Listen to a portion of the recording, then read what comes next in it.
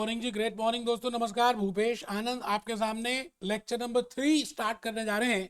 And I have already delivered intro lecture, lecture 1, lecture 2 for chapter number 10 cash management, cash and funding strategies. बेटे अभी मैंने funding strategies की बात ही नहीं करी, अभी तो खाली कैश मैनेजमेंट की बातें हो रही है। आज के इस लेक्चर के थ्रू मैं आपको बड़ी बेसिक बेसिक अच्छी अच्छी बातें बताने वाला हूं। लेकिन लेक्चर नंबर 2 में we have already discussed that how we can calculate economic cash quantity with the help of William J. Baumol model and Miller-Urey model। बेटा इसके ऊपर जो क्वेश्चंस हैं मैं भी कराऊंगा एक साथ ही लास्ट में एमसीक्यू, जब at the end of the concept अगर आपको लगे तो आप ट्राई कर सकते हैं। बट मैंने तो सभी क्वेश्चंस कराने हैं, मैं 2-3 लेक्चर्स के बाद A to Z सारे टेस्ट यू अंडरस्टैंडिंग कैप्लन के कराने वाला हूं। बट आप अपने आप भी ट्राई कर सकते हैं। मिलर ओरे and William J Baumol model की बातें हमने लास्ट लेक्चर नंबर 2 में की थी।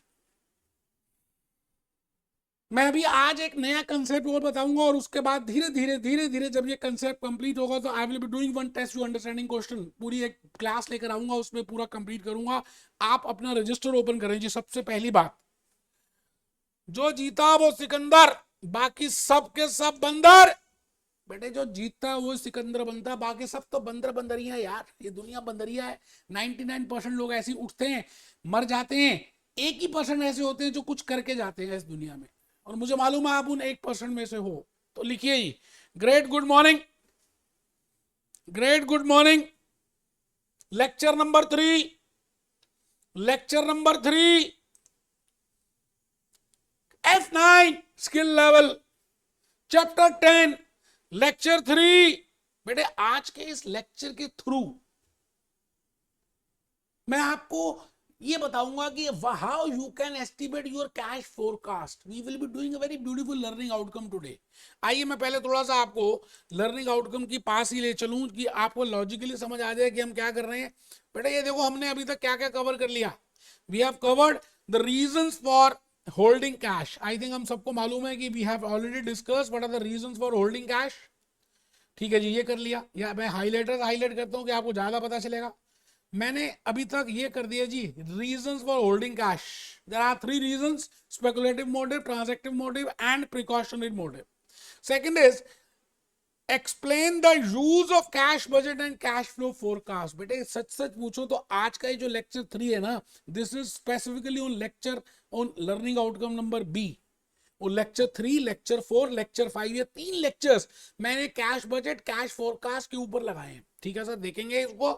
Define and explain this is okay. Learning outcome B, learning outcome C अगर आप देखें, अच्छा we have already covered in lecture number 2 in regard to cash management models कि भाई cash management models whenever you want to calculate economic cash quantity, I can say one is uncertainty model, second is certainty model. It depends upon the assumption. One is William J. Baumol, second is Miller-Urey.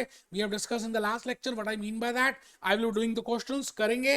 Calculate the optimum cash using Baumol. I think मैंने learning outcome ई भी complete कर दिया, मैंने learning outcome F भी complete कर दिया। बेटे मिलर-ओरे model check करिए, चेक करिए।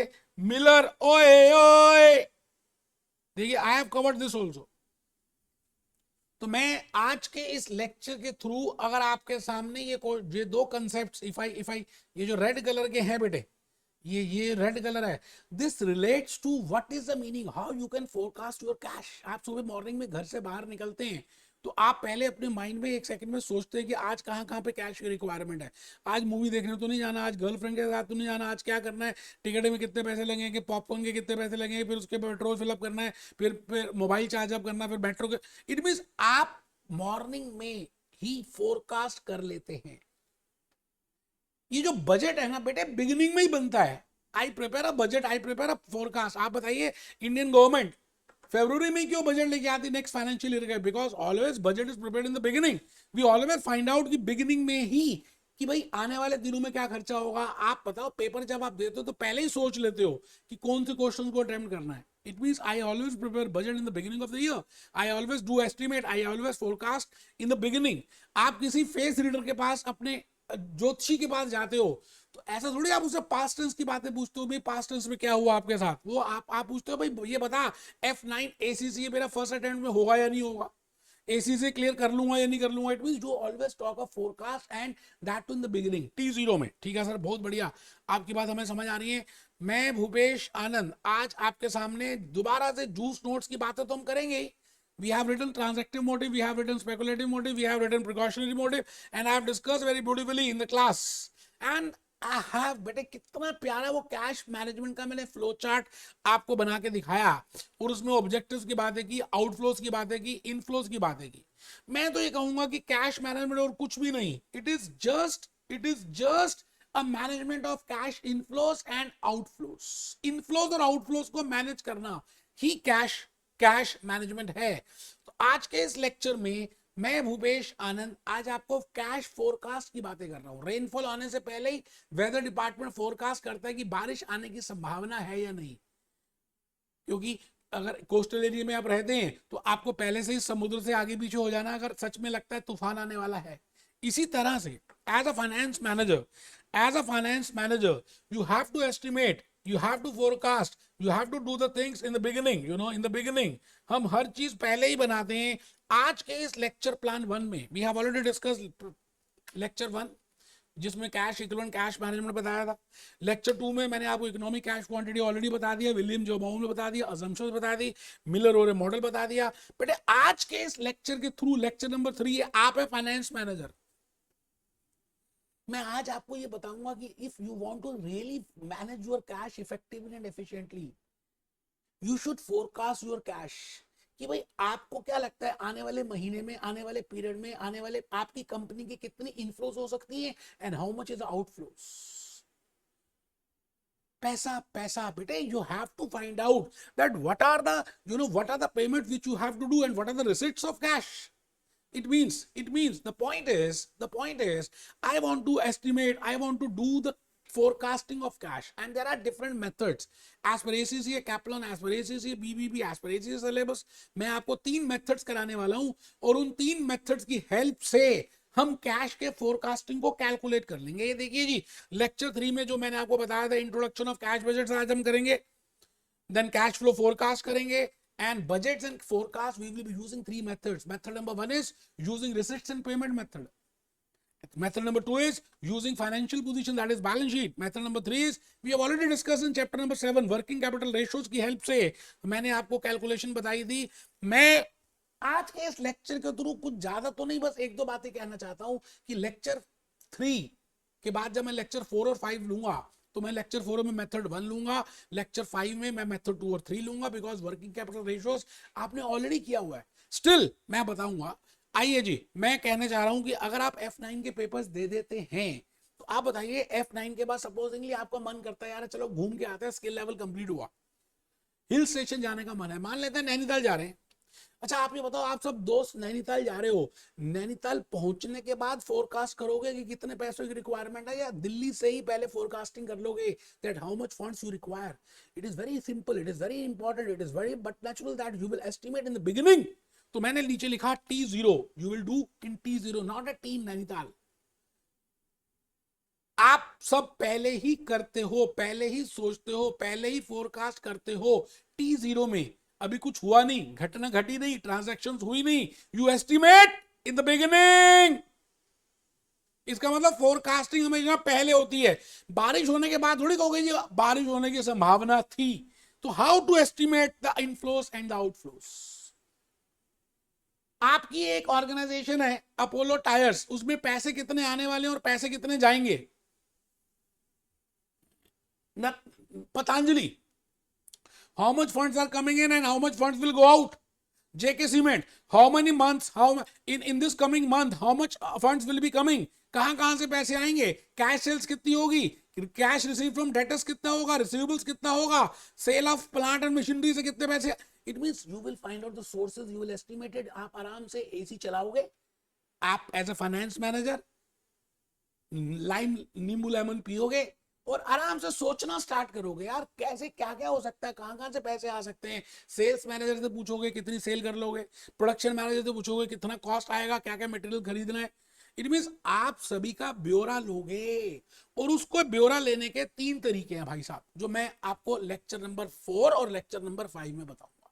तो मैंने यहाँ पे लिखा तेरा 3 methods, rather we will be doing 3 methods as per which we will estimate that how much is the requirement of cash. Method number 1, method number 2 and method number 3. बेटे method 1 आपने ना बचपन में भी किया हुआ है, बीकॉम में भी किया, और नहीं भी किया तो भूपेश आनंद आपको कराएगा. बड़ा सिंपल सा मेथड है जी. आपको कैश बजट एस्टिमेट करना है on the basis of receipts and payments. Receipts of cash, पैसे कहां से आएंगे. It means we will prepare a cash book. हम कैश बुक बना लेंगे. सर हम कैश बुक बनाएंगे, हाँ we will prepare a cash book. आपने सभी ने बनाई होगी, नहीं भी बनाई तो भूपेश आनंद बताएगा. कैश बजट कैसे बनता है, उसका फॉर्मेट कैसे होता है, कैसे ओपनिंग बैलेंस क्लोजिंग बन जाता है, फिर इस ईयर का क्लोजिंग नेक्स्ट मंथ का ओपनिंग कैसे बनेगा, आई विल टेल यू. वो लेक्चर नंबर 4 में हम डिस्कस करेंगे.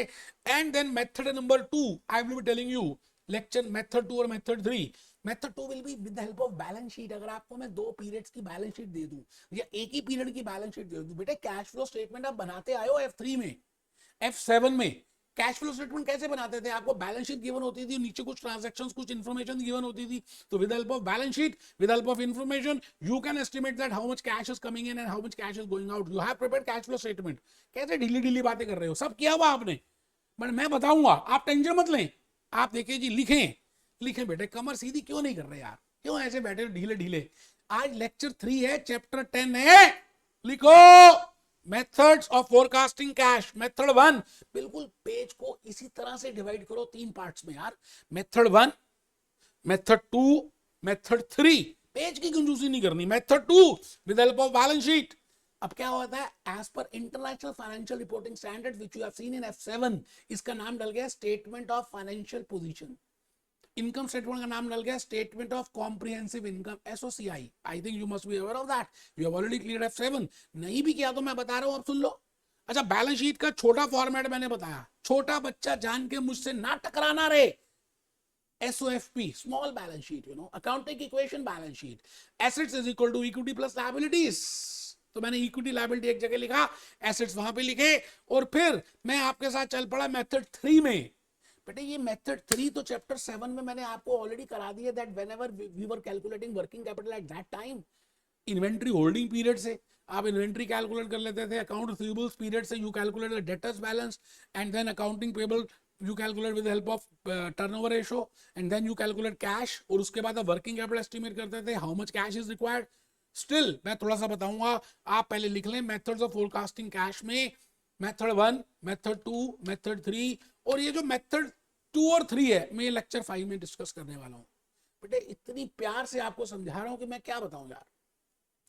अब सवाल आता है ये कि क्या सच में आप सभी ईमानदारी से मेरी बातों को फॉलो भी करते हैं या नहीं. ये बात भी तो समझने वाली है. बेटे बोलो ना, ये बात समझने वाली है या नहीं. मुझे ऐसा लगता है, सच से बता रहा हूँ जी, देखो सच बता रहा हूँ, मुझे ऐसा लगता है कि आप मेरी बातों को सुनते तो हैं, लेकिन 90% आप फॉलो नहीं करते. देखो ये मैं आज एक वीडियो बड़ा अच्छा सा मैंने एक कहीं से वीडियो डाउनलोड किया, मैंने कहा मैं आपको दिखाऊंगा, मुझे बड़ा मोटिवेशन मिलती है इससे यार. अच्छा, आपका सक्सेस आपके फैमिली मेंबर्स पे डिपेंड नहीं करता कि वो बड़े रिच होंगे तभी आप रिच बनोगे, या वो सक्सेसफुल होंगे तभी आप सक्सेसफुल बनोगे. ऐसा नहीं है. अच्छा, आपकी सक्सेस वैसे सच्ची में ACCA करो या नहीं करो उससे भी डिपेंड नहीं करती. नो डाउट आप कर रहे हैं, अच्छी बात है. इट मीन सक्सेस के पीछे कुछ और चीजें हैं जो आज हम देखने जा रहे हैं. आइए देखते हैं, आइए बेटे देखते हैं.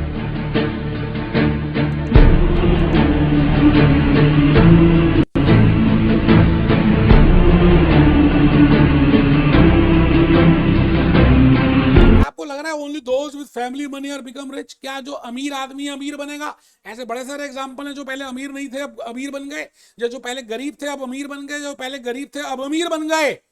जैसे इंडिया में गुरु भाई अंबानी 50 रुपए थे बेटे, 50 रुपए, और आज देखिए रिलायंस इंडस्ट्रीज.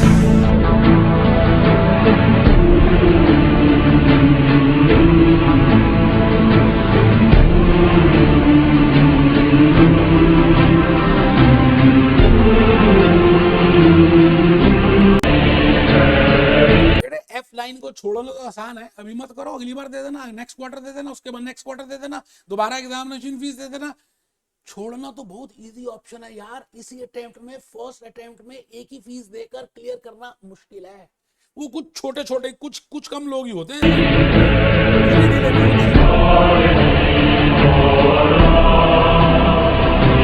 बेटा इसको कैंसर था एक एक लेग में, फिर भी साइकिलिंग की। छोड़ना तो आसान है यार, भाग मिल्खा भाग, भरी पड़ी है हिस्ट्री अगर आप ध्यान से देखना चाहो तो यार। F9 first attempt 6 skill level ACCA, आप चाहें तो कर सकते हैं यार। This is lecture number 3।